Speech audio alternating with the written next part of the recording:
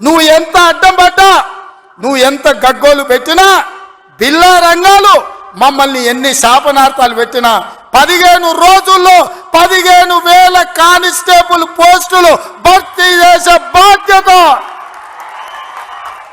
15 రోజుల్లో 15,000 కానిస్టేబుల్ పోస్టులు భర్తీ చేసే బాధ్యత మా మంత్రివర్గం తీసుకుంటుంది.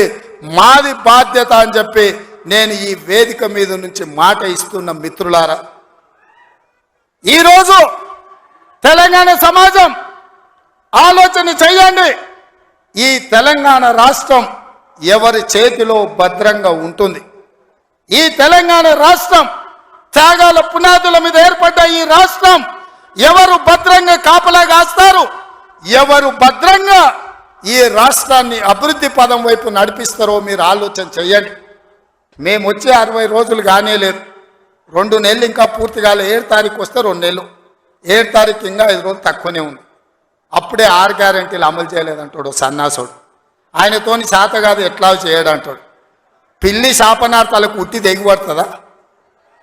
వీళ్ళ పొంకనాలు కాకపోతే 10 ఏళ్లలో మీరు ఏనాడైనా పేదవాళ్ళ ఇంటికి 200 యూనిట్లు ఉచిత కరెంట్ ఇవ్వాలన్న ఆలోచన చేసినవా?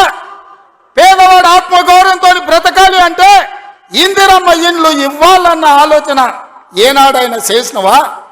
ఆరోగ్యశ్రీ పథకాన్ని నిర్వీర్యం చేసినావు. 10 లక్షల రూపాయలు వాళ్ళకి ఇన్సూరెన్స్ ఇవ్వాలన్న ఆలోచన ఏనాడైనా చేసినవా? ఇవాళ అందుకే ఆడబిడ్డలను ఆదుకోవడానికి 500 రూపాయలకు సిలిండర్ ఇచ్చి ఆడబిడ్డల్ని ఆదుకోవాలి, కట్టెలపై కష్టాల నుంచి వాళ్ళని కాపాడాలి అని తొందరలోనే మా ఆడబిడ్డల కోసం 500 రూపాయలకి ఇంటింటికి సిలిండర్ ఇచ్చే బాధ్యత మా మంత్రివర్గం తీసుకున్నది. 1,00,000 మంది ఆడబిడ్డలతోని ప్రియాంక గాంధీ గారిని రప్పించి 1,00,000 మంది ఆడబిడ్డల సమక్షంలో సిలిండర్ 500 రూపాయల కార్యక్రమాన్ని తొందరలోనే మీ ప్రభుత్వం మన ప్రభుత్వం తీసుకోబోతుంది అని చెప్పి మా మిత్రులందరికీ నేను చెప్పదలుచుకున్నా.